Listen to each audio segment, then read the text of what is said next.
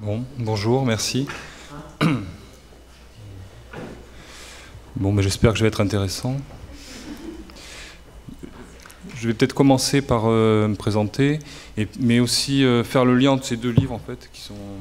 Là, c'est Anthropologie de l'ordinaire, c'est vraiment la démarche, une démarche qui me parle beaucoup, que j'essaie de mettre en place depuis plusieurs années, et puis, qui est vraiment sur la discipline anthropologique, sur les sciences humaines, même au sens plus large. Et dans un deuxième temps, je parlerai plutôt donc dans un premier temps de l'observation en sciences humaines et de certains éléments théoriques. Et dans un deuxième temps, je vous parlerai plutôt d'une anthropologie de l'ordinaire qui nous concernerait en tant que citoyens, on pourrait dire ça comme ça, donc une dimension plus politique.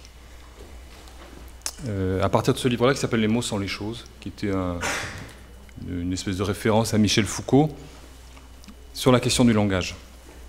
Donc, je suis anthropologue, je suis maître de conférence à l'école d'architecture de Versailles. Déjà, c'est intéressant en soi, dans la mesure où la démarche que j'essaie de mettre en place, elle n'est pas forcément éligible à l'université, qui reste, à mon avis, mais on peut en discuter, assez compartimentée sur des... Comme disait Bourdieu, l'université reproduit le corps académique, hein, c'est un peu l'institution se reproduit elle-même, et il y a des effets un peu d'inéligibilité pour des démarches un peu plus non académiques, on va dire. Donc du coup, je m'épanouis beaucoup en école d'architecture parce que ça croise beaucoup, les disciplines se croisent entre elles, on travaille sans se poser de questions de savoir si on reproduit telle ou telle institution, et ça me va bien. J'ai travaillé sur des sujets dont j'en ai parlé ce matin dans le séminaire, mais sur des sujets assez différents, beaucoup dans le social et le médico-social. Et puis je me suis spécialisé petit à petit, c'est pour ça que je suis en école d'archi, sur les territoires suburbains. Et voilà, c'est un peu mes deux domaines de prédilection. Et puis un peu sur les risques industriels aussi, on en a parlé encore ce matin. Pour situer un peu ce que je fais, je pourrais dire que on s'inscrit toujours par rapport à un héritage. Et moi j'ai appris l'anthropologie à l'université avec des anthropologues éminents, et je reviens un peu sur ces anthropologues éminents qui m'ont nourri, hein, Lévi-Strauss, Evans Pritchard, Malinowski, qui sont vraiment des figures importantes de la discipline. Et puis je me suis rendu compte que dans ces ouvrages-là, qui sont des ouvrages canoniques de la discipline, la parole des observés, ou des indigènes, on peut dire, n'apparaissait quasiment jamais. Et ça a été un peu le départ de cette réflexion qui a nourri ce livre, Anthropologie de l'ordinaire, qui était de se poser la question pourquoi, alors évidemment c'est dans un monde colonisé, pourquoi les Barouillas de Nouvelle-Guinée, par exemple, étaient observés par Maurice Godelier, qui est un grand chercheur, hein, bon. Mais pourquoi est-ce que Godelier ne donne pas la parole aux Barouillas? Pourquoi est-ce que Malinowski ne donne pas la parole aux Trobriandais dans l'archipel, un archipel au large de Nouvelle-Guinée? Pourquoi est-ce que Lévi-Strauss nous parle de structure, mais sans restituer la parole des personnes? Et ça, c'est le point de départ. Si je me sers de ces trois exemples, par exemple, chez Malinowski, on a quelques termes indigènes. Alors, il travaille sur un archipel, donc l'archipel des Trobriandais, qui est une succession d'îles, un ensemble d'îles avec un peuple, les Trobriandais, qui commercent entre eux des coquillages. Et les mots indigènes sont toujours des mots qui sont déjà des concepts, finalement. Notamment la Kula, K-U-L-A, qui est une cérémonie, qui est le nom qu'il donne à cette cérémonie d'échange de coquillages entre les Trobriandais. Et je me suis posé la question, pourquoi est-ce que la parole des Trobriandais n'apparaissait pas? Est-ce que finalement les Trobriandais n'avaient pas de prise de parole comme l'observateur, comme l'anthropologue, ou pourquoi est-ce qu'ils étaient un peu dans l'éteignoir comme ça de la théorie? Alors il y a des raisons. Malinowski, c'est dans les années 20, donc il est en train de 10-20.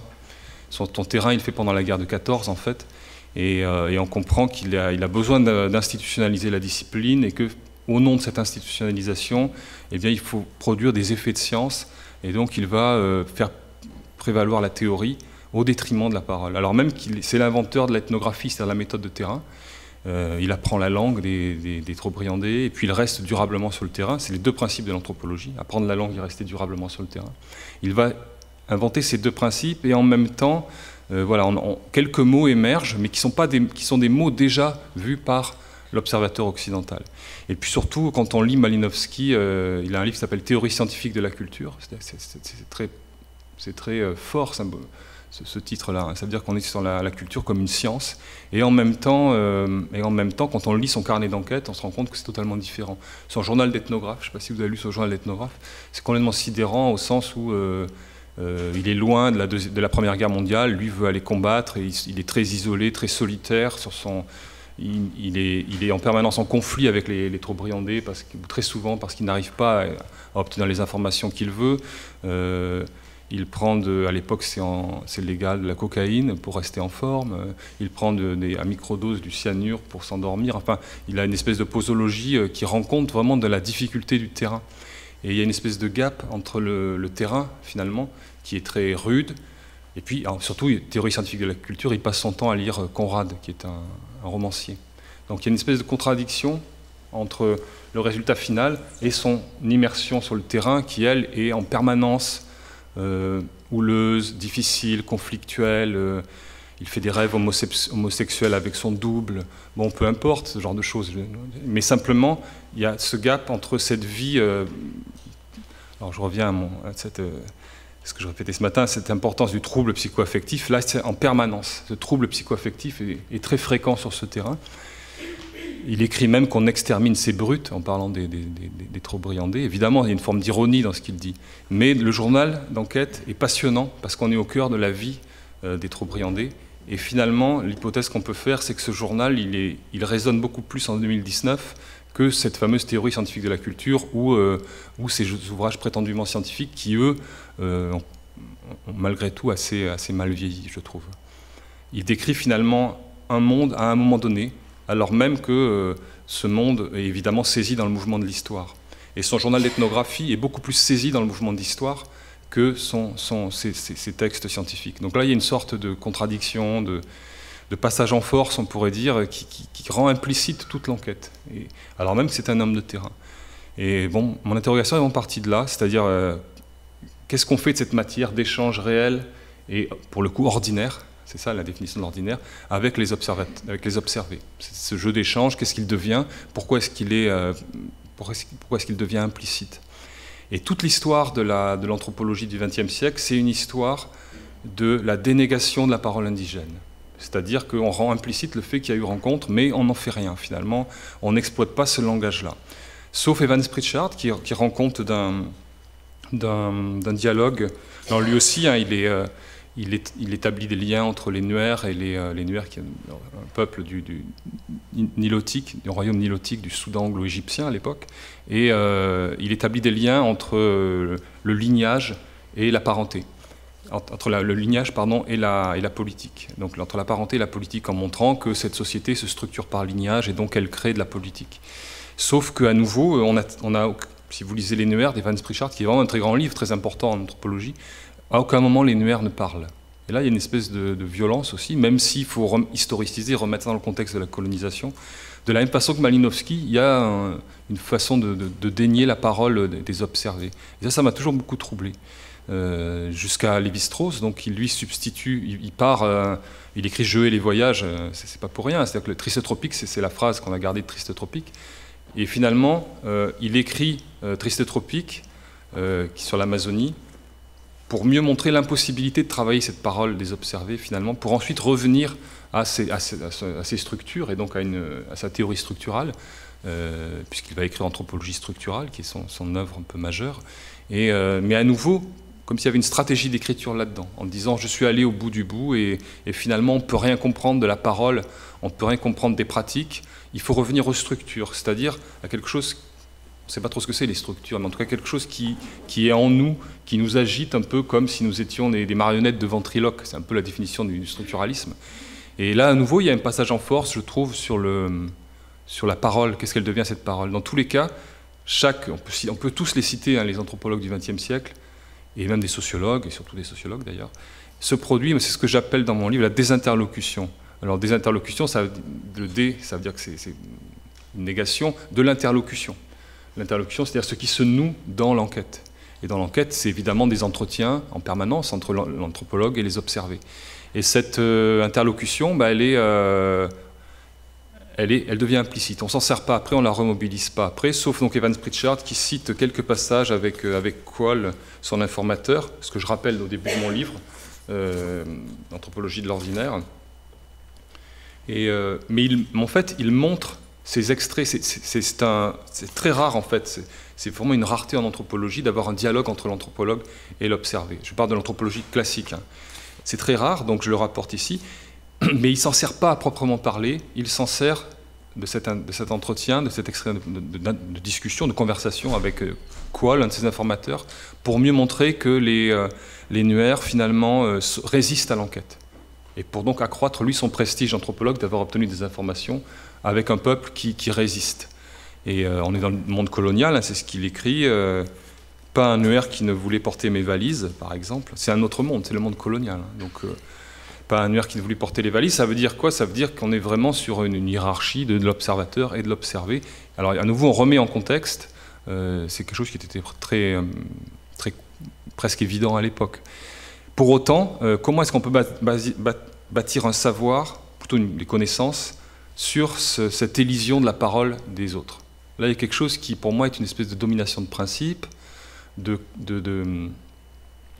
domination avec un rapport de classe du sachant et de celui qui n'est pas éligible pour savoir, pour entrer dans la communauté des sachants, et qui va créer, en fait, l'autorité de l'anthropologie. Et aujourd'hui, l'anthropologie a beaucoup changé, hein. Beaucoup d'anthropologues travaillent avec la parole et s'en servent, mais l'anthropologie classique, tous les soubassements, c'est basé sur cette élision. Et là, pour moi, il y a vraiment un problème de désinterlocution. C'est-à-dire que la relation ordinaire, elle est complètement squeezée. Et l'hypothèse que je fais, c'est qu'au contraire, si on restitue cette parole, cet échange, on apprend énormément de choses sur les représentations, en fait. Et que c'est beaucoup plus intéressant, sans doute, que de mettre à distance. Donc voilà ce que j'appelle la désinterlocution, qui est une sorte de syndrome qui parcourt l'anthropologie tout au long du XXe siècle. Et j'essaie de militer pour un retour à l'ordinaire de la relation d'observateur et d'observé. Alors il y a pas mal d'anthropologues qui ont écrit là-dessus. Hein. On est quand même une constellation d'anthropologues à réfléchir à ces questions. Johannes Fabian notamment, qui parle du temps partagé. Il dit on a abusivement mis les observés dans un temps hors temps, atemporel, dans une dimension atemporelle. Ils étaient des observés, donc on les met dans une espèce d'universalisme qui les met hors de la relation interindividuelle entre l'observateur et l'observé. Et Fabian note que pour autant, c'est quand même du temps partagé. C'est toujours l'anthropologue n'est pas sur un autre temps, il ne vient pas d'une autre planète, il n'est pas sur une troisième, une quatrième dimension, il est véritablement dans le temps de l'interaction. Donc c'est ce que j'appelle des fictions théoriques. Alors c'est un peu provocateur parce que vis-à-vis de l'institution, c'est quand même... Mais pour autant, c'est une fiction théorique. La théorie peut être fictionnelle au sens où on va inventer un message basé sur une espèce de... pas d'imposture, parce qu'il faut le remettre en contexte, mais en tout cas sur une élision. Alors moi, je suis allé beaucoup plus du côté des anthropologues américains et des philosophes américains, surtout les philosophes du langage.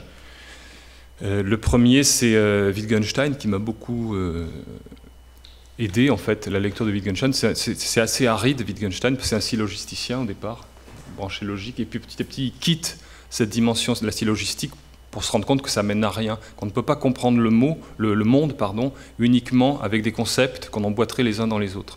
On est toujours à côté de ce qu'il appelle des formes de vie, c'est-à-dire la vie telle qu'elle nous apparaît toujours dans l'interaction, dans le langage. Les représentations qu'on a de la vie, ce ne sont pas les concepts qui nous les donnent, c'est les jeux d'échange, des façons que nous avons de nous ajuster.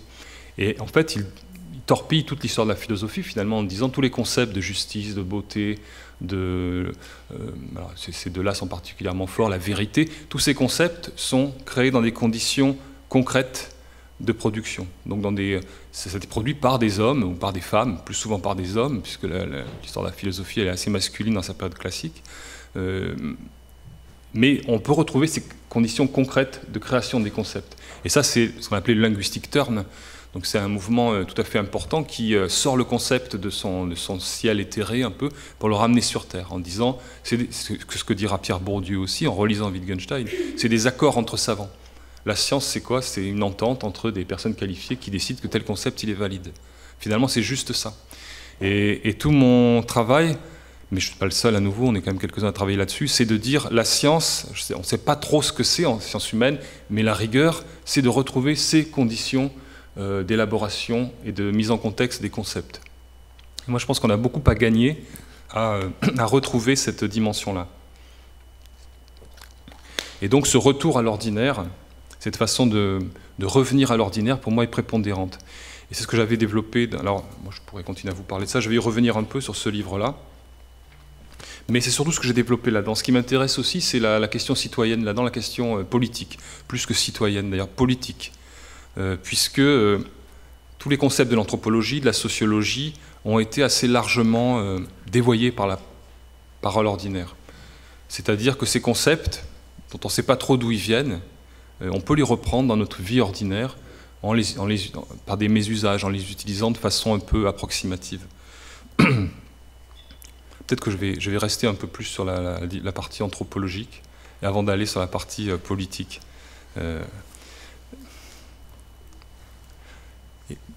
C'est-à-dire que dans mes enquêtes, si vous voulez, je renonce à être représentatif. Je ne sais pas ce que c'est. La représentativité, c'est une fiction théorique. Aujourd'hui, un sociologue peut vous dire j'ai un échantillon de 1001 personnes. Donc je suis objectif parce que j'ai cet échantillon-là, mais c'est, nous dirait Wittgenstein, un concept ou un protocole qui a été validé entre des personnes qui sont éligibles pour parler de ça. C'est rien de plus que ça. Et on se rend bien compte que chaque sondage est suivi de résultats qui infirment généralement les sondages, donc on se rend bien compte, notamment aux élections, que ça ne marche pas en fait. Ça, c'est une fiction théorique. Et ce qui me semble intéressant dans les sciences humaines, c'est de quitter un peu cette dimension objectiviste, mais qui est fictive, pour aller plutôt vers ce dont on parlait ce matin, c'est-à-dire le cœur de l'enquête. Ces paroles échangées durant l'enquête, avec des observés, et de bâtir un questionnement à partir de ça. On renonce à être représentatif, mais on va pouvoir produire un questionnement un peu inédit, un peu nouveau, qui échappe au concept habituel.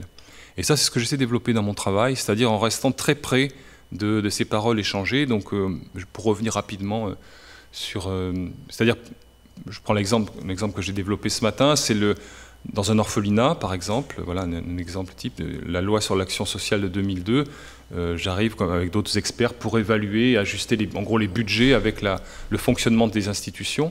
Et évidemment, on peut arriver à une espèce de théorie close qui montrerait les fonctionnements, la communication, si elle fonctionne ou pas entre les éducateurs et les enfants placés ou les adolescents placés dans cette institution.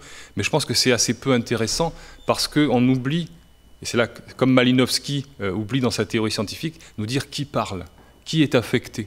Et moi, je milite vraiment pour que l'observateur, d'une certaine façon, nous dise s'il est ou non affecté par ce qu'il observe, pour embarquer non pas des consommateurs d'expertise, que nous sommes trop souvent, mais des lecteurs, en fait.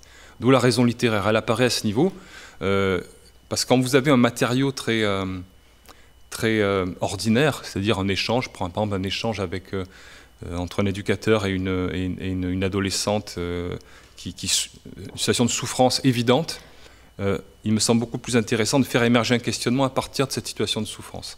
Et c'est là qu'il faut essayer d'écrire un peu. Ce que disait Foucault, en sciences humaines, on est tous des auteurs, évidemment.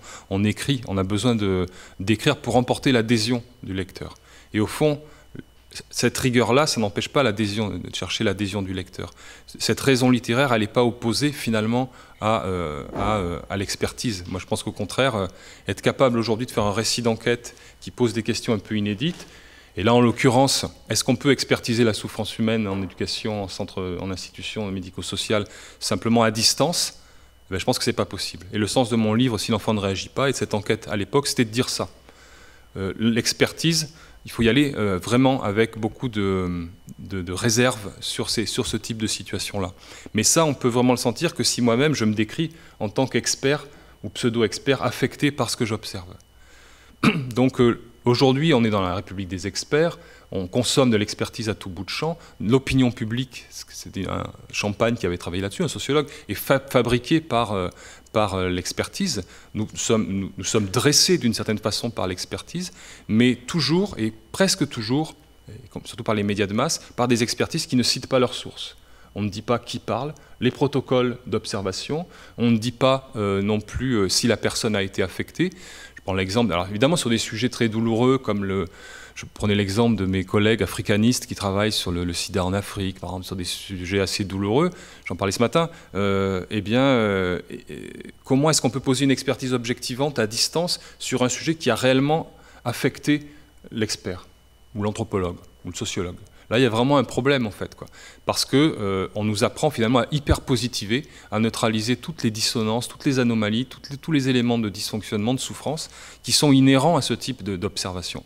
Donc ça, c'est vraiment un problème. Et aujourd'hui, pour moi, l'anthropologie, c'est une discipline qui, à mon sens, souffre pas mal, hein, parce qu'elle est coincée entre son idéal institutionnel d'objectiver le monde social, et puis le fait qu'elle elle n'est pas très lue.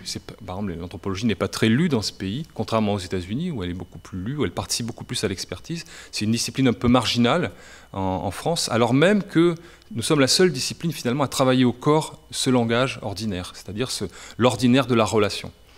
Et j'essaie assez modestement mais fermement de restituer cette dimension-là. Peut-être que je peux prendre des exemples. Ou peut-être aller vers ce livre-là qui s'appelle « Les mots sont les choses », puisque c'est une référence à Michel Foucault qui dissociait connaissance et savoir. Ça veut dire que dans la façon que nous avons de consommer de l'expertise, nous sommes soumis souvent à des connaissances qui arrivent par le haut, en fait.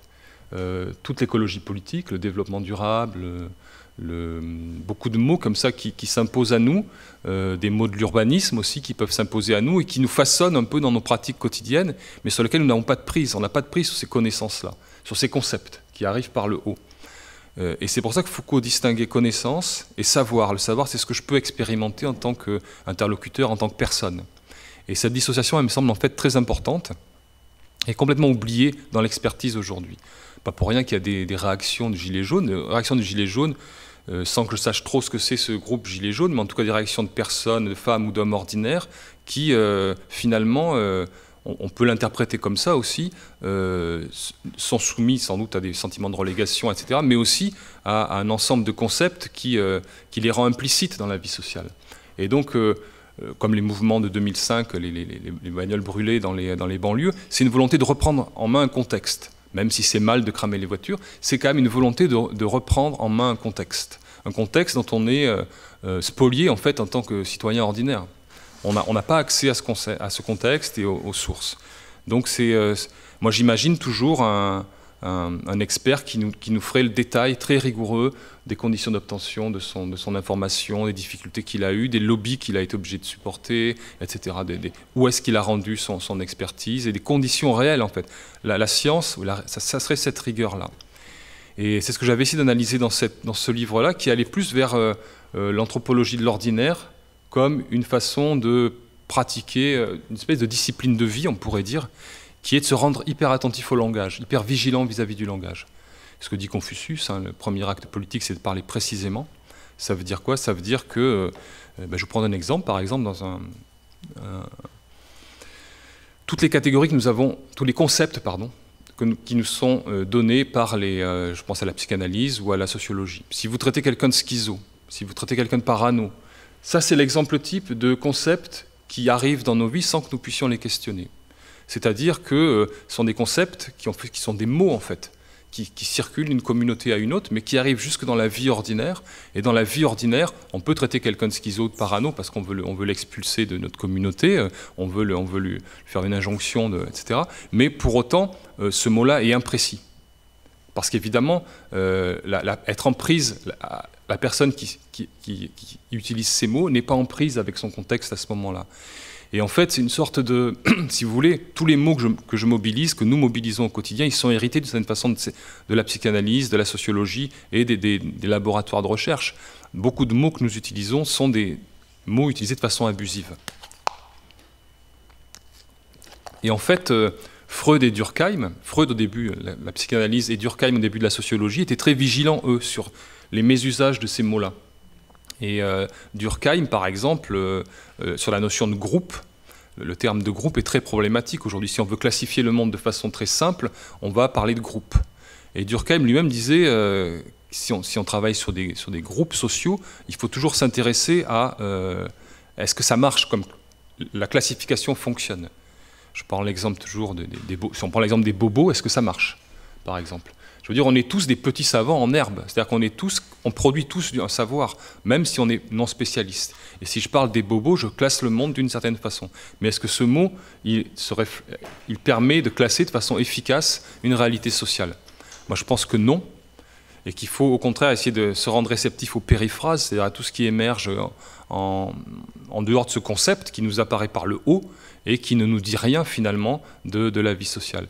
Et aujourd'hui, je pense qu'on est assez déconnecté d'une façon générale dans nos vies, que plus la communication humaine a évolué et plus elle a imposé ce type de langage décontextualisé. Et ça, c'est du dressage, hein. C'est le soma de George Orwell. Hein. C'est Orwell ou c'est Huxley? Je ne sais plus, c'est un des deux. C'est Huxley. Le soma d'Huxley, c'est ça. C'est-à-dire que c'est une espèce de poison hypnotique qui se répand dans nos consciences et qui nous dresse. Et le langage nous dresse pour voir la réalité d'une certaine façon, avec évidemment, moyen de mots. C'est la dimension performative du langage.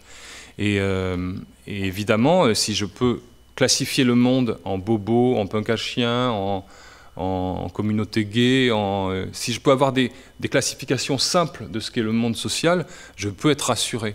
Pour autant, c'est assez angoissant parce que le groupe, en fait, ne permet pas d'entrer dans la sophistication du monde et d'être en prise avec le monde. Donc, en fait, je mets le monde à distance, le monde social à distance, en utilisant ses connaissances. Alors que si je reprends la dichotomie de Foucault, si je vais vers le savoir, je peux expérimenter le monde. Et que ça veut dire quoi, expérimenter le monde? Ça veut dire tester les mots. Tester mes mots in situ, in vivo, comme on dit, et voir si ça fonctionne. Je prends un exemple qui est assez parlant, c'est un exemple d'une enquête dans un forum social qui se déroulait il y a 10 ans de ça, un peu plus 15 ans maintenant, et j'avais observé un forum social qui était à l'époque c'était les débats sur le tchador, le port du voile à l'école. Et c'est un débat qui faisait pas mal, qui a fait pas mal de buzz il y a 15 ans, et plus qu'un buzz, ça créait du malaise, on savait pas, et d'ailleurs je pense que ça reste, on ne sait pas trop comment agir parfois avec ces situations-là. Et dans le forum social, ce problème s'était posé, un débat avait été animé par un sociologue, qui était un sociologue très bourdieusien, vous voyez, c'est-à-dire très, très branché sur la misère sociale, sur la stigmatisation, sur la reproduction sociale, etc. Et des enseignants étaient là, des enseignants d'école primaire qui venaient avec leur expérience, leur savoir, leur expérience de savoir. Et le sociologue, est-ce qu'il voulait faire un acte d'autorité, ne parlait que de faits religieux. Et à chaque fois qu'un enseignant essayait d'exposer, voilà, je suis à la cantine, cette jeune fille vient avec son voile, qu'est-ce que je dois faire, etc. Lui répondait par c'est le fait religieux doit vous permettre d'articuler tel ou tel élément. Et en fait, il avait imposé ce concept qui était de l'autoritarisme, finalement, au fur et à mesure de la conversation et du débat. Et finalement, c'est là qu'on peut observer les réactions non verbales des enseignants et voir que personne ne se satisfaisait de ce concept de fait religieux parce que ce concept ne permettait pas de rendre compte de l'expérience de chacun des participants, en fait. Et nos vies, en fait, elles sont pas simples, elles sont toujours très sophistiquées, très subtiles, elles sont très faites de dissonances, de malaise, etc., de situations qui sont assez irréductibles. En fait, c'est ça, nos vies sont irréductibles, et ce concept-là prétendait synthétiser tout ça. Et ce débat s'est avéré totalement contre-productif, puisque tous les enseignants étaient un peu tétanisés par ce mot qui faisait autorité, ne se sentaient pas investis de parler au nom de ce concept, et donc n'ont pas pu exprimer leur expérience. Et en fait, il ne s'est rien dit pendant ce débat-là. Et ça, c'est assez évident, c'est assez significatif de l'imposition de mots qui ne disent rien et qui empêchent le débat et qui empêchent aussi toute déconstruction critique des situations. Donc voilà comment le langage, les concepts s'imposent à nous, concepts qui peuvent être hérités de Bourdieu, qui peuvent être hérités de penseurs extrêmement critiques, extrêmement humanistes, extrêmement bien intentionnés, mais dans la réinterprétation qu'on en fait, ça ne fonctionne pas. Et ce que j'essaie de montrer dans ce petit livre, c'est que toutes nos vies ordinaires, en fait, on ne fait pas que marcher dans une ville, par exemple. On a aussi des représentations qui sont liées aussi à des éléments de langage et aussi à des concepts. Si vous êtes, alors Marseille, je ne sais pas si ça fonctionne, mais Bordeaux, ville très patrimonialisée, ville un peu sous cloche aujourd'hui, ville patrimoniale de l'UNESCO, la ville est parsemée de slogans, en fait. La ville intelligente, la smart city, la ville vertueuse. Et tous ces concepts-là, j'ai l'air de changer de sujet, mais c'est le même sujet. Tous ces concepts-là s'impriment dans nos consciences et finalement nous dressent à consommer la ville d'une certaine façon. Donc il ne faut pas du tout minorer l'importance de ces éléments de langage qui nous amènent à vivre la ville d'une façon extrêmement stéréotypée en fait. Et ça, c'est à nouveau du concept. C'est-à-dire que c'est des concepts qui sont fabriqués sans aucun lien avec l'expérience des habitants. Et on peut l'écologie politique, alors je ne suis pas du tout climato-sceptique, pas du tout, mais pour autant, ces mots-là s'imposent à nous sans que nous puissions en faire l'expérience empirique, sans que nous puissions expérimenter ces savoirs, ces connaissances-là. Donc voilà, c'est ce gap toujours entre le concept et notre vécu, en fait. Et je pense que notre aliénation en termes politiques, elle vient très grandement de là. Pas seulement, on peut avoir aussi, évidemment l'économie elle fait tout, on est très dépendant de ces questions-là, évidemment. Mais après, dans la souffrance au travail, elle vient toujours d'une impossibilité à parler précisément de ce qu'on vit, par exemple. Si on me donne un mot passe-partout, un concept fumeux pour évoquer ce que j'ai à dire et qui est très spécifique et irréductible, je vais commencer à souffrir dans mon boulot. Et c'est cette espèce d'élision des périphrases, d'élision de notre capacité à désigner ce que nous faisons de façon précise, qui finalement est pour moi un vecteur d'aliénation. Je pense au suburbain. Le suburbain, c'est quoi? C'est simplement un angle mort de la vie sociale, le suburbain. Et c'est aussi un angle mort du langage. Les villes ont une codification, un lexique extrêmement fort. Le suburbain, il n'y a plus de langage, il n'y a pas de mots pour désigner ces zones-là. C'est ce qui les rend aussi passionnantes, de point de vue créatif, mais qui en même temps crée ce sentiment de relégation. On est aussi sans mots, on est aussi sans... c'est impossibilité de verbaliser sa situation suburbaine. Donc voilà, moi je pense que l'anthropologie de l'ordinaire, c'est aussi cette capacité que nous avons à tous être anthropologues de l'ordinaire, finalement, en expérimentant ce qui se déroule autour de nous, en étant capable de parler précisément. Je peux parler comme tout le monde de ce qui se passe au Yémen ou de ce qui se passe en Syrie, parce que comme tout le monde, et même si je lis Le Monde à fond, et si j'ai Mediapart et tous les médias que je veux, en étant le plus pointu possible, je resterai derrière le checkpoint, en fait. Dans tous les cas, le checkpoint mental, représentationnel. Et pour autant, il y a encore des personnes qui voyagent dans le monde et qui ne tiennent pas compte de la liste du ministère des Affaires étrangères qui nous interdit à peu près d'aller partout. Mais ça, c'est pas un hasard. C'est-à-dire que si on veut expérimenter réellement ce qui se passe, je ne dis pas qu'il faut y aller, c'est compliqué, mais en tout cas, moi, je n'irai pas parce que je ne suis pas spécialement courageux. Pour autant, je vais avoir un principe de vigilance par rapport à l'information qu'on me donne. Et c'est un peu la même chose avec nos vies ordinaires, finalement. Dans la vie ordinaire, on est tous anthropologues, on peut tous expérimenter par des catégories subtiles ou précises, simplement précises, qui nous arrivent. Alors, où le problème devient un peu pervers, c'est que pour moi, je veux dire, si j'utilise le mot contrat, par exemple, dans l'action sociale, alors que ce mot ne veut plus rien dire dans une institution d'action sociale, et que tout le monde le sait, et que tout le monde continue à l'utiliser malgré tout, si j'utilise développement durable à tout bout de champ, mais que je ne sais pas ce que je mets derrière, si j'utilise mixité sociale et que je ne sais pas ce que je mets derrière, eh bien, d'une certaine façon, pour moi, c'est psychopathologique, ça. Il y a une psychopathologie du langage, en fait. Psychopathologie du langage, ça veut dire que je vais être dans une espèce de flou d'approximation permanente. Et pour moi, il y a une réelle souffrance qui est liée à ça. Il y a une souffrance ordinaire qui est liée au malaise que j'ai à désigner approximativement ce qui m'entoure. Et parler de soi, en fait, c'est devenu très difficile, je pense. La difficulté, elle est là. On l'a vu sur le grand débat initié par le président.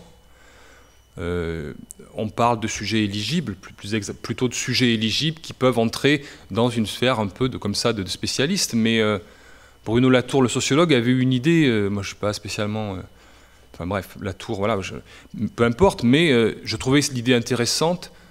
Son idée, c'était d'amener les personnes, alors c'est un peu brutal, mais à parler simplement de ce qu'ils vivent au quotidien. Pas de dire, moi je veux moins d'impôts, justice fiscale, moi je suis contre les jeunes, moi je suis contre les maghrébins, moi je suis contre... Parce que ce genre de truc, c'est de l'opinion. Lui disait, racontez simplement ce que vous vivez au quotidien. C'est-à-dire, essayez de parler précisément de ce que vous vivez au quotidien. Alors je ne suis pas persuadé qu'il voulait l'amener ça vers où je vous dis moi, mais en tout cas je vous en parle parce que l'idée d'un grand débat aurait pu être pour le coup assez intéressante s'il n'y avait pas eu ces prismes en permanence pour décréter ce qui était intéressant et ce qui ne l'était pas. Parce que tout le monde est arrivé avec sa cause légitime, et puis c'est légitime. Mais c'est tout aussi intéressant de voir quelqu'un qui est bloqué 2 heures par jour sur le périph'. Voilà, c'est pas inintéressant. Et voilà. Mais en fait, notre société est devenue incapable de travailler la vie ordinaire et de poser, d'en faire quelque chose qui serait de l'ordre d'une expertise constructive. Et ça, je m'en suis rendu compte, cette psychopathologie. J'ai passé 3 ans dans des dispositifs relais en Seine-Saint-Denis avec des jeunes en échec scolaire, enfin en échec même plus largement, un échec de vie, je ne sais pas si on peut dire ça comme ça, en tout cas un échec momentané. Et je me souviens d'un jeune qui me disait, un ado qui répétait un peu ce que répétaient beaucoup d'ados quand il n'y a plus rien, quand il n'y a plus de perspective, ce que lui voulait faire, c'était de l'événementiel. Et le mot revenait, je vais faire de l'événementiel. Ça, c'est l'exemple type de concept qui est formé dans des IUT, dans des IUT de communication. Et en fait, ce que disait Foucault, les mots, ils circulent en fait. Ils circulent jusque dans la bouche des jeunes qui n'ont plus tellement de perspectives en Seine-Saint-Denis et ailleurs. Et ce jeune, Younes, voulait faire de l'événementiel. Mais si je parlais avec lui, il ne savait pas ce qu'il mettait derrière ce mot. L'événementiel, c'est quoi? C'est un concert de Beyoncé, c'est un truc de hip-hop, c'est un mouvement associatif avec les femmes du quartier. C'est quoi l'événementiel? Lui n'en savait rien. Mais répéter ce mot, et il avait été dressé, comme nous sommes tous dressés à répéter des mots, mais lui, plus dressé encore que nous, finalement, parce que dans le deal d'être dans le dernier mouvement, il pouvait se raccorder au monde social de façon, en évitant la casse-prison, en gros, eh ben, il y avait cette injonction qu'il utilise ce concept qui ne disait rien, en fait, événementiel. Et là, on voit à quel point ce langage sans contexte peut faire des dégâts et peut mener à une forme psychopathologique. Donc, voilà un peu comment dans nos vies ordinaires, il y a à la fois cette psychopathologie et puis un fol espoir peut-être de s'en sortir simplement en arrivant à décrire, c'est-à-dire en abordant un peu la négativité. Parce que Younes, ce qu'il ne voulait pas me dire, c'est sa vie au quotidien. C'est-à-dire les saouleries dans la cage d'escalier, l'addiction au rhum profonde, sa cellule familiale qui a explosé. Tous ces éléments de négativité, il avait appris finalement à ne pas en parler et à recouvrir ça par un mot qui était l'événementiel. Et je pense que ça nous concerne tous. C'est une espèce d'injonction sociale et c'est ça l'ordinaire. L'ordinaire, c'est ce qu'il vit et ce qu'il parvient à dire dans l'échange. Et en l'occurrence, l'ordinaire, il était squeezé ici par ce concept fumeux. Donc, voilà ce qu'il peut y avoir de psychopathologique et qui devient presque un désir. C'est un titre de chapitre, la psychopathologie comme désir. Ça veut dire qu'il désirait ce qu'il détruisait finalement, ce qui l'empêchait d'exprimer ce qu'il aurait dû exprimer, à savoir son quotidien. Et ça, je pense que dans une certaine mesure, les sciences humaines et les sciences sociales sont assez responsables. Responsables, il ne faudrait pas dire... En tout cas, elles n'ont pas évité le problème. Elles n'ont pas évité le problème, c'est-à-dire que Durkheim, en nous disant que la norme, c'est celle du groupe, et qu'il faut retrouver les normes de la vie sociale, lui le cherchait très honnêtement, et sa démarche intellectuelle était très rigoureuse. Mais simplement, il y a une dimension performative de ça. C'est qu'il a appris tout le monde à être normé et à être normatif et à rechercher la norme. Mais c'est-à-dire, il a appris aussi, d'une certaine façon, c'est un discours qui est simple et facile à entendre, ça, mais il nous a appris d'une certaine façon à ne pas travailler les anomalies. Et moi, je pense que tout ce que nous pouvons apprendre du monde social de façon pertinente, ça vient de la négativité. Ça vient des dysfonctionnements de communication, du conflit de classe qui est omniprésent dans notre société, alors même que toute la modernité nous a dit qu'il n'y a pas de classe sociale, finalement. Le Corbusier voulait résoudre les problèmes de classe sociale en disant qu'il n'y aura pas de classe sociale. Mais en fait, nous n'avons que des marqueurs de classe aujourd'hui, on s'en rend compte. Où que je regarde, je vois des marqueurs de classe. Comment est-ce qu'on travaille ça au corps, en fait, ces marqueurs de classe? Et ça participe aussi de cette anthropologie de l'ordinaire mais qui est très difficile à instaurer aujourd'hui, puisque même Bourdieu n'échappe pas à ça, qui était pourtant, comme je l'ai dit, un penseur critique, mais en recherchant les invariants de la vie sociale, il nous apprend nous-mêmes à être invariants et à être normés d'une certaine façon. Il y a un effet performatif de ces concepts-là. C'est pour ça que je parlais de Garfinkel ce matin aux étudiants, parce que Garfinkel lui pensait l'inverse. Il pensait qu'on ne peut apprendre du monde social que parce qu'il dysfonctionne.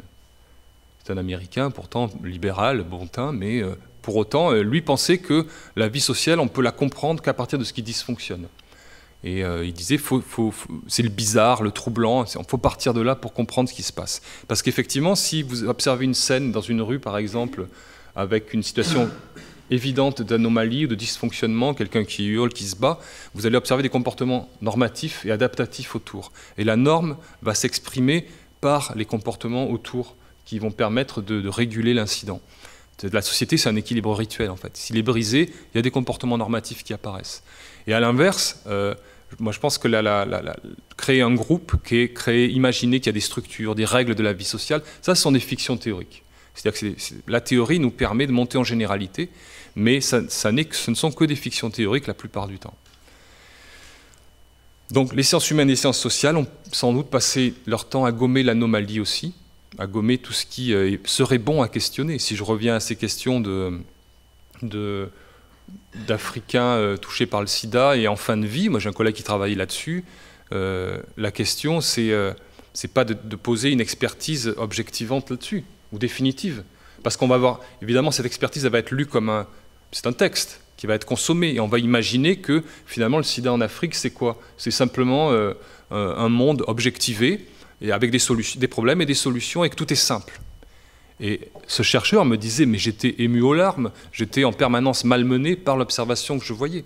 Et je lui dis, mais pourquoi tu ne l'as pas écrit alors? Pourquoi est-ce que tu n'as pas créé le récit de ton enquête qui nous aurait donné à avoir une expertise qu'on aurait pu partager?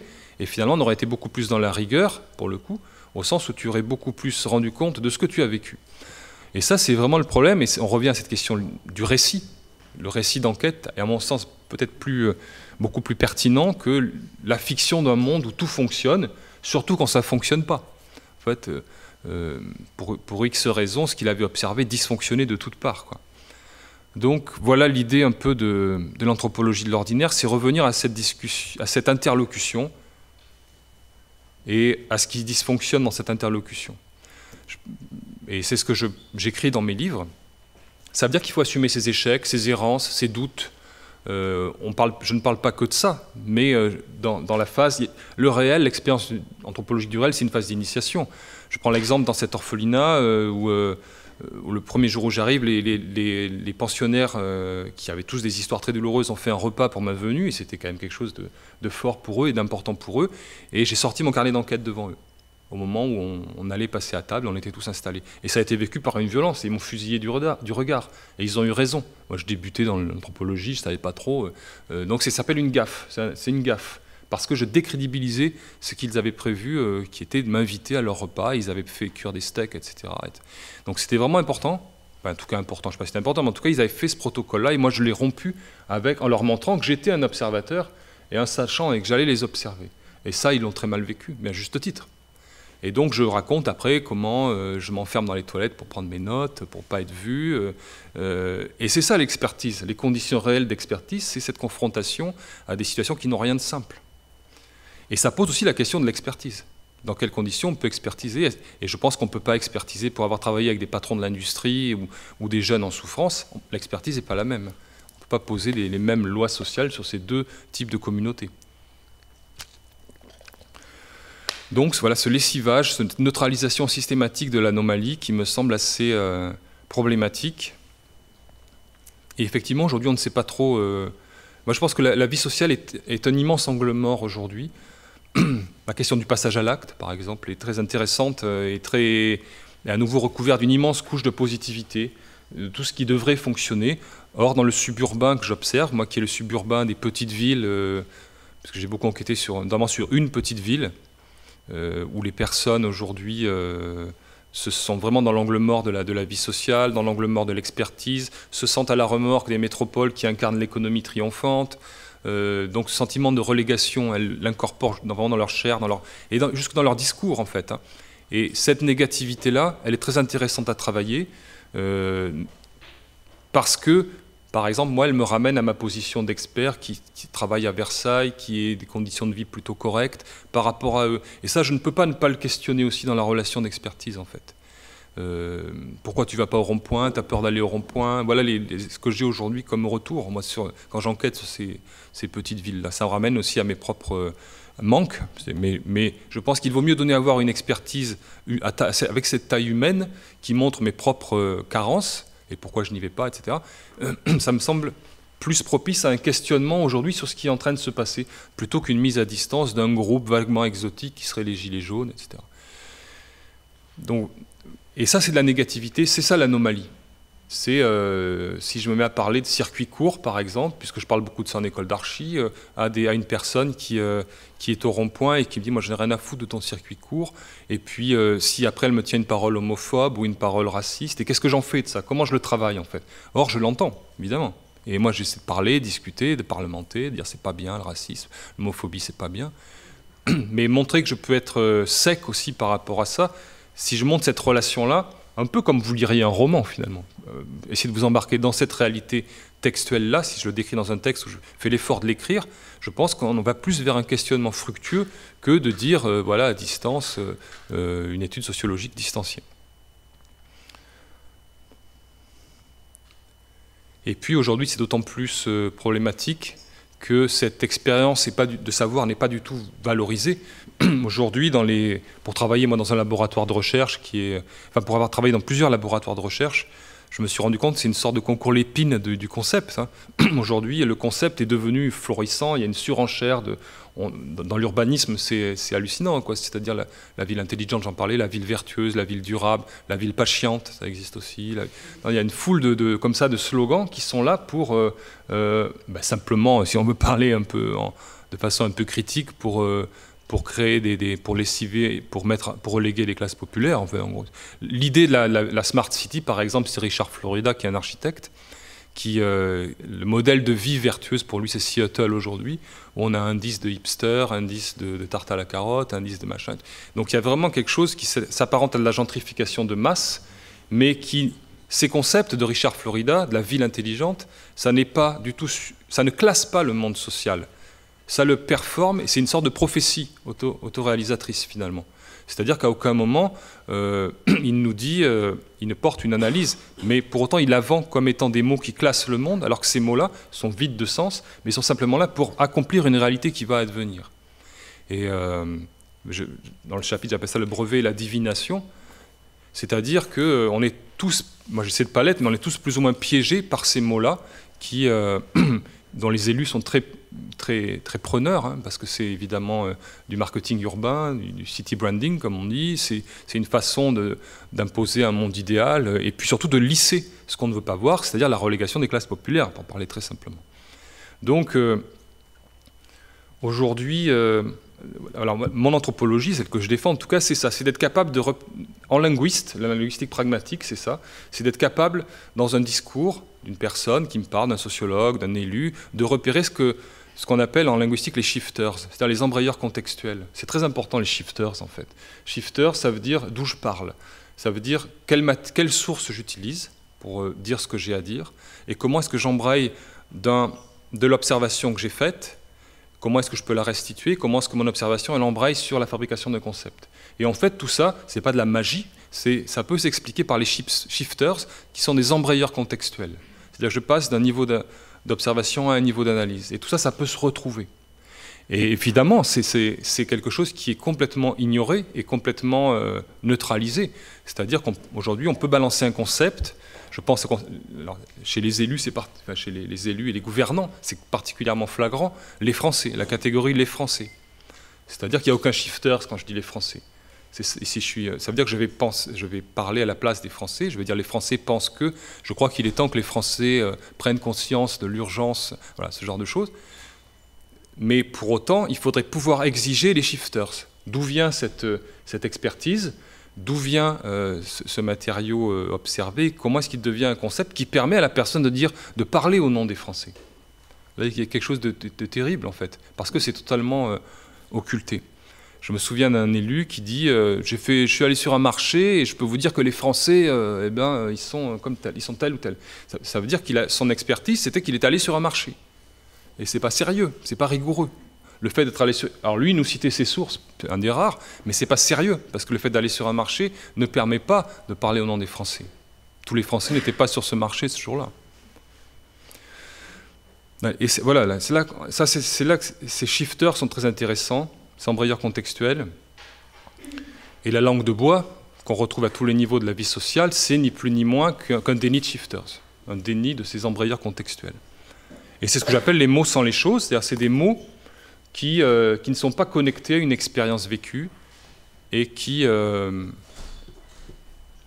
et qui sont de la manipulation. Donc, et c'est de la manipulation. Mais peut-être, moi je rêve d'une femme ou d'un homme politique qui nous dirait je suis député, j'ai tel lobby actuellement qui voudrait me payer un voyage aux Seychelles, celui-là qui voudrait ça, et qui fasse une description rigoureuse de son expérience en tant qu'élu, en tant que parlementaire, et qui nous dise exactement. Ça serait fascinant, en fait. Ça nous semblerait fascinant parce qu'on n'est pas habitué. Mais pour autant, je pense que c'est ça, le retour à l'ordinaire, ça serait ça. C'est pas une transparence ou dire la vérité, c'est pas le problème de verbaliser, c'est simplement d'être rigoureux, puisqu'ils sont mandatés par le peuple. C'est simplement d'être rigoureux dans la transcription de leur expérience de gouvernant. Et ça peut marcher à tous les niveaux, au niveau du relégué comme au niveau du relégant ou du gouvernant. Les gouvernants ne sont pas tous relégants, mais en tout cas des gouvernants. Je ne sais pas si vous avez des questions. Attention à ce que vous dites, quand même.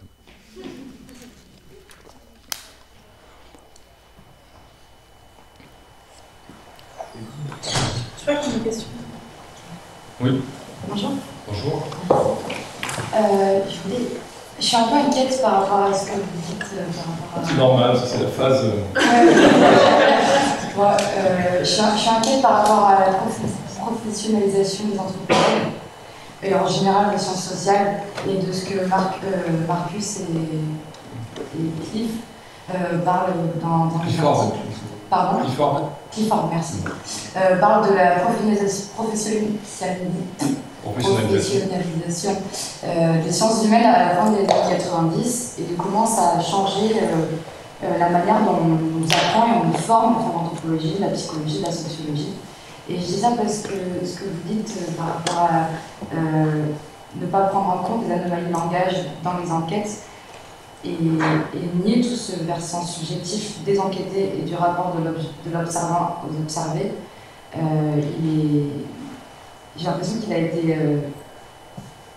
comment dire ça qu'il est, en tout cas dans mon expérience, dans mon savoir en tant que jeune anthropologue qui traverse Master 1, Master 2, Master 2. Il est plus cherché par les professeurs et par la réflexivité, encore un mot qu'on utilise beaucoup en anthropologie, mais qui n'est jamais expliqué en cours, par exemple, par la réflexivité sur la subjectivité. Et ma question, c'est comment on peut arriver à faire une anthropologie d'ordinaire, alors que quand on est face à des institutions qui sont Aix-Marseille, Bordeaux, est-ce que c'est pas accepté en fait de fonctionner comme ça? Et là où ça m'inquiète, c'est que pour pouvoir produire quelque chose qu'on considère comme étant une expertise, elle va être validée par ces gens-là. Et par exemple, moi, dans ma situation, j'ai dû arrêter la fac parce que ces conceptions politiques de l'anthropologie, elles ont pas été acceptées. Du coup, c'est ça en fait. Comment on va arriver à faire de l'anthropologie en sortant du cadre de l'institution académique et l'appliquer aussi à des gens qui ne sont pas dans le cadre académique, qui sont dans les beaux-arts, qui sont à la radio, qui sont ailleurs. Voilà, c'est une question un peu large. Non, c'est une bonne question. Moi, je suis assez d'accord avec ce que vous dites, même si je pense que l'université, j'y suis plus trop là, mais ça doit se renouveler un peu. Il y a quand même il y a une espèce on se confronte à la vie d'être blindé du réel quand même. Donc il y a une obligation on se rend compte que ça marche plus tellement ces questions d'objectivité, de subjectivité, de réflexivité, mais par contre, moi j'ai assez tôt travaillé pour gagner ma vie et donc pas tout seul, mais enfin, on a quand même essayé de monter des projets pour aller dans l'action sociale, notamment où ils sont très preneurs de ça.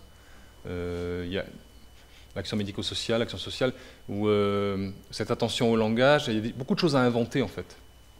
Beaucoup de choses à inventer, et on ne peut pas faire ça tout seul, mais c'est sans doute possible de délocaliser un peu le savoir universitaire, les connaissances universitaires qui moi, ça m'a permis de mieux m'en détacher finalement. Et puis il y a aussi un autre problème qui est que tous les auteurs que j'évoque là, j'ai parlé de Wittgenstein ou on parlait de Clifford, de Marcus, ils ne sont pas très admis en France aussi. Il y a une institution très forte en France avec Lévi-Strauss qui a un peu sclérosé le paysage intellectuel derrière. C'est-à-dire que derrière c'est difficile, on reste là-dessus, un peu ce que je disais tout à l'heure, entre les vieilles lunes et puis l'injonction aujourd'hui de comprendre le réel on se rend compte que ça ne fonctionne plus très bien. Subjectivité, objectivité, c'est des mots que j'utilise jamais. Parce que l'ordinaire, justement, ça résout ces questions-là. Moi, l'objectivité, je ne sais pas trop ce que c'est. La subjectivité de la personne qui est en face de moi, je peux la présupposer que par magie, en fait.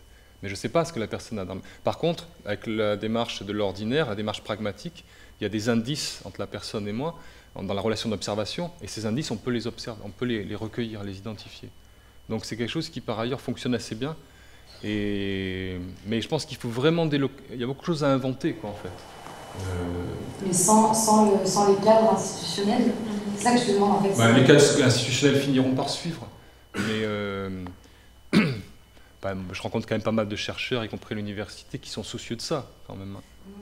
Mais parce que, effectivement, moi j'ai pas mal traîné mes guêtres à l'école des hautes études.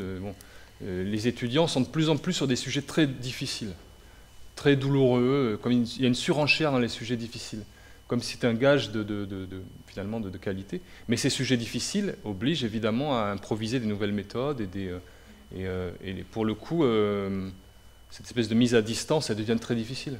Et la réflexivité, je ne sais pas ce que c'est. En fait, souvent dans une thèse, la réflexivité, c'est 10 pages à la fin où la personne dit « voilà, j'ai été réflexive ». Le doctorant dit « j'ai été réflexif ». Ok, bon, mais la réflexivité, elle va plutôt, je pense qu'il faut la réintroduire dans le cours de l'enquête. Si je dis à un moment donné, ben là, je ne sais pas du tout ce qui se passe, je suis en train d'être dépassé par la situation. Ça, c'est de la réflexivité, je pense, si on arrive à le dire dans le cours de l'enquête, en fait. Donc, cette compartimentation, elle est très scientiste, en fait, elle n'est pas rigoureuse, je pense. Mais les choses évoluent quand même. Je pense qu'il y a Après, il y a les domaines, les champs d'action, les champs de recherche sont plus ou moins ouverts, parce qu'il faut un temps long. Il faut un temps long, il faut des personnes qui ont réellement envie qu'on apporte quelque chose. Il y a beaucoup d'expertises qui sont un peu bidonnées. On ne va pas vraiment apporter des éléments nouveaux, mais dans l'action sociale, ils en ont besoin. Dans la psychiatrie, aujourd'hui, il y en a besoin, par exemple. Dans le monde de la psychiatrie, les anthropologues auraient beaucoup de choses à dire. Est-ce que vous voyez beaucoup de passerelles effectives entre les différentes disciplines? Parce que quand je vous écoute, je pense Lefar, Marie-José Monzin, des gens qui travaillent sur la... Enfin, c'est pas un mot que vous avez utilisé, mais sur la confiscation du langage. Et en fait, je connais mal l'endroit de votre discipline, même s'il y a plein de gens qui font écho très fortement. Je me demande par rapport aux années 70, par exemple, parce que vous avez cité Foucault, et voir comment les choses circulent comme ça actuellement, justement, entre ces gens qui cherchent ensemble finalement sur des sujets très proches les autres, parce que c'est quand même là que réside la capacité d'invention et de se nourrir les uns les autres. D'où l'intérêt de votre venue dans une école d'art, par exemple. Mais enfin, voilà comment toutes ces choses circulent alors qu'on est dans un cloisonnement systématique des disciplines, des savoirs, des spécialités. Les écoles d'art, j'ai l'impression que c'est un peu comme les écoles d'archi. Est-ce qu'il y a du cloisonnement? Je ne sais pas. En tout cas, il y en a beaucoup moins qu'à l'université, je pense. Il y a des peintres et des sculpteurs. Ouais, bon. Moi, je trouve que ça circule beaucoup en école d'archi, pour le pire et le meilleur. Non, mais là, c'était plutôt par rapport à l'université que je connais mal.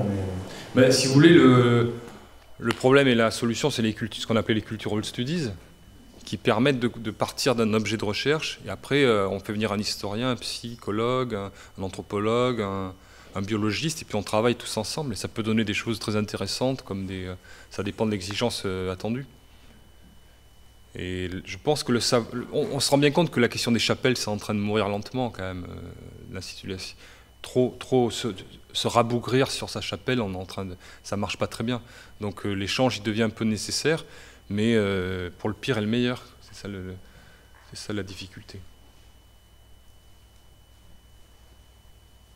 Et puis il y a aussi peut-être le problème de la recherche, des ANR, des appels nationaux, par exemple. Appel national de la recherche, c'est qu'il y a une injonction de faire en sorte que la réponse à l'appel d'offres contienne déjà la réponse, la solution est déjà contenue et ça c'est un vrai problème. Dans un monde de la recherche où tout est évalué, il faut utiliser des mots-clés. Et moi dans ma discipline anthropo, c'est beaucoup corps, santé, migration, vous voyez, des choses comme ça, qui sont des concepts qui ne marchent pas très bien en fait. Le corps, ok, ça existe, mais enfin, ça peut être limité. Enfin, c'est quelque chose qui nécessitera d'affiner. Le contexte va toujours permettre d'affiner. Donc l'idée, c'est aussi de s'engouffrer et d'accepter ce deal des mots-clés et de parvenir à s'en extirper en critiquant ça. Par le terrain. Mais il faut produire des livres, en fait. Il ne faut pas produire des... Moi, je fais des petits livres, mais je pense que le problème, c'est l'injonction d'articles évalués aujourd'hui. On veut faire de l'anthropologie sur le modèle des sciences dures, de Nature, en fait, faire des articles comme ça. Alors même que les enquêtes, c'est autant long, c'est un temps long. C'est quelque chose qui doit durer,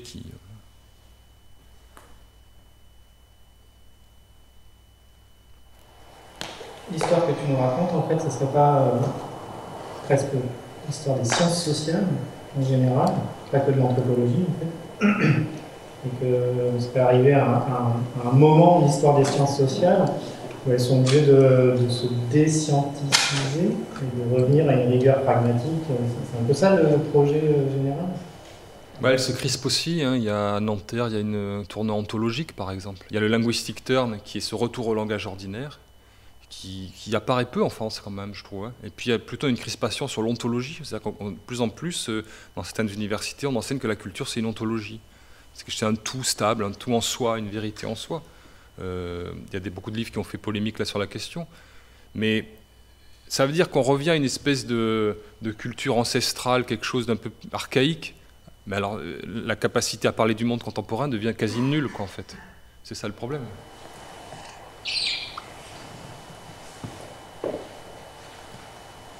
Que des problèmes. J'ai une question par rapport à la manière d'enquêter lorsqu'il y a des problèmes moraux ou éthiques qui interviennent et qui du coup font appel forcément à sa propre morale et comment gérer justement en tant qu'ethnologue ce genre d'enquête sans trop y investir de soi aussi justement. Moi, je pense qu'il faut le restituer dans toute sa dimension. Enfin, il faut anonymer déjà en sciences humaines. C'est-à-dire que la personne, elle n'est pas. Il y a un devoir d'anonymat. Il faut rendre le texte à ce qu'on observe et qu'il soit OK, qu'il soit raccord avec ça. Ça, c'est le minimum. La déontologie, elle est là. Après. S'ils sont contre le fait de publier, du coup, vous êtes obligé de ne pas le faire. On négocie. Non, mais. Sinon, on fait quoi en fait? Il n'y a que ça d'intéressant. Là, par exemple, on est en train chez Anacarsis, là, le copain éditeur, on va publier un texte d'une femme qui est partie en Bolivie travailler sur les cireurs de chaussures. Enfin, elle a rencontré un cireur de chaussures. Elle a flashé sur ce cireur de chaussures. Ils ont des cagoules en fait pour pas être. Les plus jeunes ont des cagoules. En fait, on apprend ça à la fin du livre pour pas être reconnus parce qu'ils ont un espoir de vie meilleure. Et après, ça les stigmatiserait trop. Et elle raconte, elle, comment elle est prise en otage de l'argent qu'elle leur donne. Et puis la déontologie, je ne sais pas si c'est ce que vous voulez dire, mais enfin, il y a cette dimension-là, c'est-à-dire jusqu'à quel moment elle est manipulée, et elle nous raconte tout. Elle dit, bah là, je t'ai donné 150 boliviados, là, je t'en donne encore pour aller s'acheter une paire de tennis, et puis elle a l'impression d'être exploitée, elle leur en veut. Et moi, je pense qu'il faut le dire, tout ça, parce que justement, la réalité bolivienne, et La Paz, c'est une ville qui est, je sais pas, c'est pas tellement arrangé, mais c'est très dur quand même pour ces jeunes-là. Et donc la dureté de cette vie, elle apparaît parce que elle nous décrit tous ces problèmes d'ordre éthique en fait.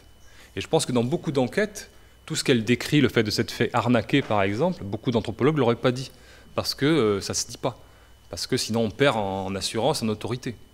Mais on apprend beaucoup plus si on le dit. Dans ce qu'il y a de plus ou moins inavouable. Oui. Moi, je suis linguiste, alors j'étais très touché par l'entrée de votre exposé sur Wittgenstein qui a fait cesser de faire des syllogismes et qui est passé à autre chose. Et surtout, finalement, le diagnostic que vous faites, que c'est une interlocution qui est fondamentalement dysfonctionnelle et qui cause tous ces problèmes d'oppression en particulier.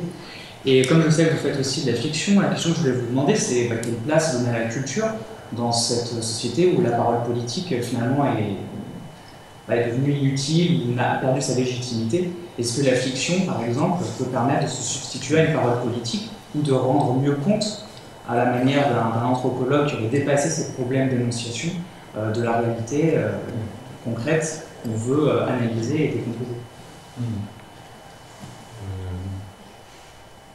Il y a peut-être moins de réponses, mais enfin, en tout cas une réponse peut-être plus classique ou plus évidente, c'est de dire que moi je pense que la poétique, au-delà de la fiction, la poétique a toujours une longueur d'avance sur les sciences humaines. C'est prouvé par les textes. Baudelaire, par exemple, écrit le Spleen de Paris, il décrit la vie sociale avec la transformation d'Haussmann et comment ces transformations-là vont aussi modifier le rapport à la ville, comment les personnes deviennent intellectuelles, comment lui intellectualise toutes ces pratiques. Enfin, il le décrit dans plusieurs poèmes, l'hypocrisie qui est inhérente, les mouvements de foule. Enfin, il a décrit tout ce que va décrire Georges Simmel, un grand sociologue, 30, 40 ans plus tard, 50 ans plus tard même. Emmanuel Bove, un écrivain que j'aime beaucoup aussi, a écrit un livre qui s'appelle Bécon les bruyères, où il décrit tout le périurbain, les caractéristiques du périurbain telles qu'elles sont décrites aujourd'hui, toutes les ambiguïtés, etc. Donc je pense que la fiction, comme elle sublime le réel, comme elle le transforme en le sublimant, elle a une longueur d'avance, presque toujours, si on a affaire à des génies, ou à des... Enfin, génie, le mot est fort, mais à des grands écrivains, quoi, à des écrivains, peut-être tout court, mais... Donc ça me semble tout à fait important. Et c'est étonnant qu'on n'entre pas dans les sciences humaines par la linguistique, puisque les sciences humaines sont basées sur le langage. Et enfin, c'est la première chose qu'on apprend en linguistique et en poétique, que les mots sont arbitraires et qu'ils désignent des réalités qui sont propres à ceux qui les expérimentent. Donc il y a nécessairement un décalage entre les mots et les choses. Bah oui, bien sûr. Mais cette question-là, pourquoi est-ce que Quine, par exemple, un philosophe, l'a beaucoup plus abordée que Lévi-Strauss? Lévi-Strauss se réfère à Saussure, à Ferdinand de Saussure, qui est un linguiste très orthodoxe et très sémantique, pour le coup. Alors même que Quine est plus sur des dimensions pragmatiques. Et cette tradition pragmatiste, elle me semble évidente, moi. Et Jacobson, par exemple, a été un des premiers pragmatistes, finalement, en parlant déjà des shifters, des embrayeurs contextuels. Et la question de la linguistique, elle est effectivement essentielle. Et pourquoi les sciences humaines ont squeezé en France à ce point la linguistique, c'est une vraie question. Je ne sais pas si je réponds à votre question, mais j'avais envie de dire ça. mais en tout cas, je ne sais pas si je réponds. Mais ça me semble... Pourquoi est-ce qu'on a squeezé, alors même qu'on a affaire qu'à du langage, en permanence? Des auteurs comme... des auteurs comme on a cité, comme Huxley, par exemple, ou Orwell, on vient montrer en fait comment on peut exploiter la faillite du langage à exprimer la pensée à des fins politiques. Donc c'est étonnant qu'on ne s'intéresse pas davantage à l'étude de ces mécanismes qui permettraient de développer une forme d'esprit critique et de permettre à tout le monde d'avoir des outils plus concrets et une conscience plus élevée de ces problèmes pour peut-être changer les choses. Peut-être qu'il y a un élément de réponse aussi dans cette problématique. J'en suis persuadé. Oui, j'en suis tout à fait persuadé. Ce dont je ne parle pas n'existe pas. Notre vie sociale, elle est constituée uniquement avec cette performativité du langage. Et si je ne parle pas de quelqu'un, il n'existe pas. Si je ne parle pas d'un mendiant dans la rue, il n'existe pas. Donc tout ça, effectivement, c'est une base de vie critique, en fait. Oui. On parle beaucoup de langage, mais je veux savoir, en tant qu'anthropologue, le rapport à l'écoute que vous aviez, sur le langage, l'écoute, qui sont deux façons de percevoir, comme on parlait de perception du réel. Peut-être si vous aviez une évolution de l'écoute par rapport, en fait, vous avez évolué en anthropologie, vous aviez, par rapport au langage, par votre conception du langage. Par rapport à l'écoute, dans la situation d'observation d'entretien, par exemple? Par exemple. Je suis vite impatient. Non, mais là aussi, on peut être impatient. C'est-à-dire que je ne vais pas me brider à endosser une espèce de caractère générique de celui qui observe. Vous voyez ce que je veux dire? C'est-à-dire que je suis saisi aussi par des émotions, des colères, de l'impatience face à... C'est ce que je racontais sur la personne qui est en Bolivie, qui va enquêter en Bolivie. Elle est furieuse par moments parce qu'elle a l'impression de se faire arnaquer. C'est quelque chose qui arrive très souvent dans les enquêtes. Surtout si vous travaillez avec des personnes qui sont en situation de... C'est donnant-donnant, la relation d'observation. Donc l'écoute, moi je ne crois pas à une espèce... L'écoute, elle peut être bienveillante. Et moi j'essaie d'être bienveillant. Mais il y a ce jeu de dupes, c'est donnant-donnant. Si vous travaillez... Quand j'étais avec les ados en Seine-Saint-Denis, je savais qu'en échange, il fallait que je porte leur voix auprès de la hiérarchie. Et que c'est ce jeu donnant-donnant oblige à une vigilance d'ajustement permanente, en fait.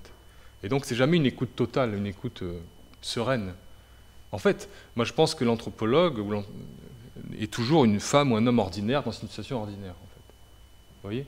Comme vous pouvez être dans une situation ordinaire où vous êtes, à un moment donné, méfiante, voilà, c'est des choses qui arrivent. Si vous n'êtes jamais méfiante, c'est problématique. Ça ne déroge pas, et c'est ça, ce retour à l'ordinaire, c'est ça. Moi, je pense qu'Evans Pritchard, avec les Nuer, était tout aussi dans une relation ordinaire. Il créait une foule de dispositifs pour les terroriser, mais il était dans une relation ordinaire. On peut retrouver cette situation ordinaire. Oui. Est-ce que vous pourriez nous en dire un peu plus sur des outils justement d'analyse du langage? Parce que tout à l'heure vous parliez du récit justement comme une façon de redonner, de travailler cette situation de dénonciation. Mais je me demandais comment vous travaillez au-delà de la description de ce récit-là, comment vous travaillez l'énoncé lui-même, c'est-à-dire la parole de l'autre directement, avec quels outils? Beaucoup la sociolinguistique conversationnelle qui était... J'ai une bible qui s'appelle Engager la conversation de John Gompers, qui reprend un peu toutes des années 70, c'est un peu daté maintenant, mais il y a tous les éléments, ce qu'on appelle les indices de contextualisation. C'est-à-dire l'ouverture, la façon d'ouvrir une phrase, de clore une phrase, l'intonation abordée, l'accent tonique, parce que l'accent, évidemment, renvoie à la langue des observés, etc. Alors après, je mêle ça avec Goffman et l'embarras. Donc l'embarras, une hésitation dans une phrase. Et on a beaucoup d'éléments, en fait, y compris symboliques, pour arriver à analyser de façon pragmatique un énoncé. Donc là, et puis c'est des livres qu'avait fait traduire Pierre Bourdieu dans les années 70 et qui sont tout à fait intéressants parce qu'à la fin, il y a un index. Donc on peut vraiment se référer aux outils. On a tous les outils ici qui permettent la synchronie conversationnelle. C'est-à-dire, par exemple, pour évaluer l'harmonie entre deux locuteurs. Voilà, donc on a une foule d'outils comme ça, très précis. Et puis il y a aussi ce qu'on ressent, évidemment, qui n'est pas rien. C'est-à-dire que ce n'est pas une mise à distance non plus. Il ne faudrait pas que l'analyse pragmatique nous mette à distance l'énoncé. On est aussi... Moi, mon ressenti, il est très important. Je le confronte un peu à ce que j'observe. Il n'a pas le dernier mot, mais il est important. Les croyances, les stéréotypes qui tombent, etc. Et ça, c'est sur votre carnet d'enquête, parce que vous parlez de carnet d'enquête. Qu'est-ce qu'il y a dans ce carnet d'enquête? Il y a des phrases notées. Alors, l'idéal, c'est d'enregistrer. Souvent, j'enregistre, mais ce n'est pas toujours possible. Et l'enregistrement, c'est un peu terrorisant, parce qu'avec le smartphone, c'est très facile. Et en même temps, on a une foule d'informations. Et moi, je travaille beaucoup avec la réminiscence. C'est-à-dire, je peux le noter après coup, et je vais me souvenir de séquences. Ça aussi, c'est Gompers qui parle de séquences conversationnelles, de séquences très brèves que je vais analyser. Non, pas de photos, pas de dessins. Je dessine mal, et puis les photos, les dessins m'apporteraient rien, je pense. Et puis les photos, non plus. Après, on peut décrire une ambiance, par exemple. On peut décrire une ambiance. L'observation flottante, c'est très intéressant aussi. C'est là où vous décrivez ce que vous ressentez, parce que ça peut être des situations très contrastées. Dans cet orphelinat, là, il y avait une espèce de coucher de soleil sur un balcon, à la fin, à un moment où j'en pouvais plus. Et ça joue un rôle dans l'enquête, d'apaisement. Donc tout ça participe aussi.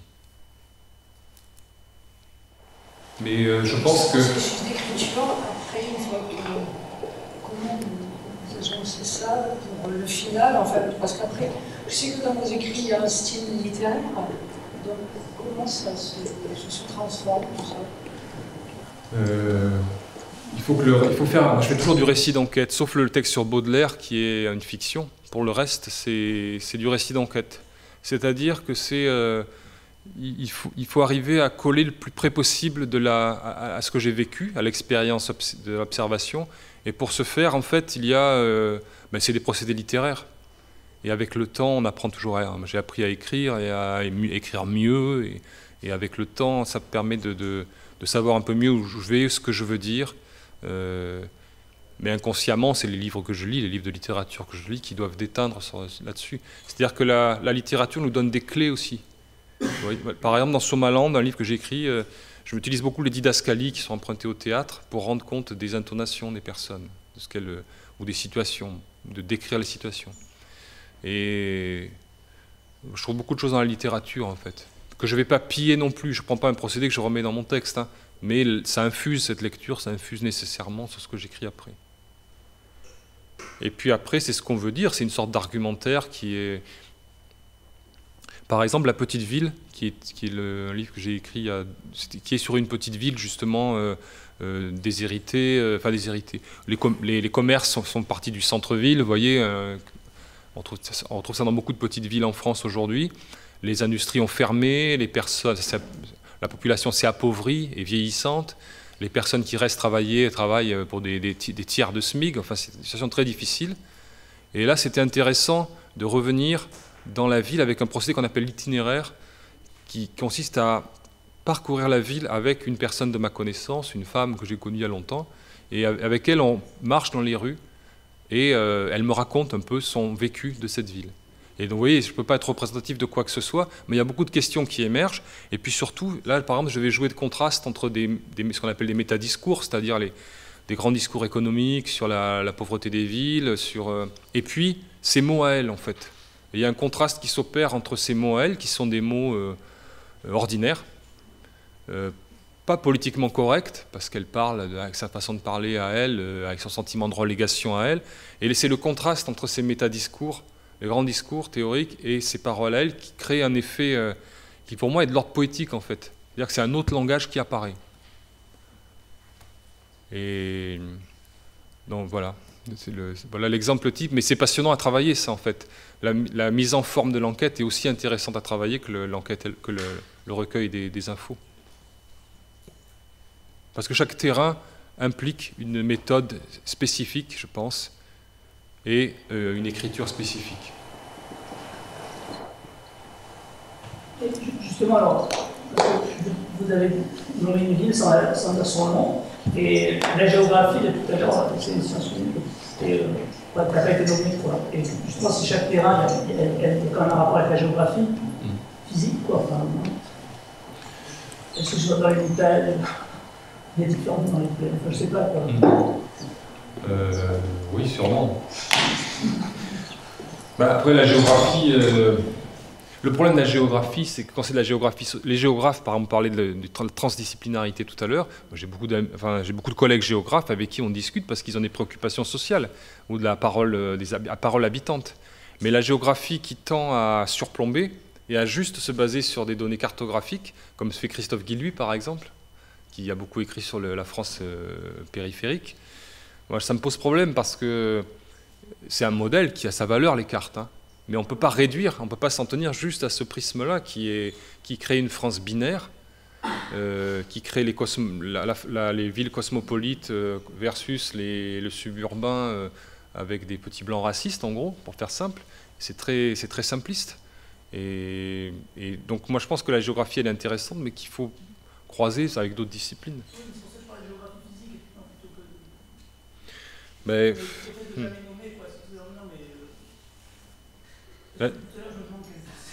Quelle est cette ville? La petite ville? C'est Saint-Thierry-la-Perche au sud de la Haute-Vienne. C'est une petite ville à l'intersection de la Dordogne et de la Corrèze. Combien d'habitants? 7500 habitants. Une ville qui a une imprimerie très florissante, enfin, qui a été très florissante, mais qui a, comme l'impression maintenant c'est délocalisé vers l'Europe de l'Est, donc c'est eux qui avaient les marchés des feuilles de la sécurité sociale, donc c'était un truc énorme à une époque. Et ça parce qu'à Périgueux ils font les timbres, ouais. Ça doit être... Je sais pas. Mais vous voyez là, je ne peux pas aller vers ce contexte parce que je n'ai pas de prise dessus, donc je ne peux pas vous dire. Merci.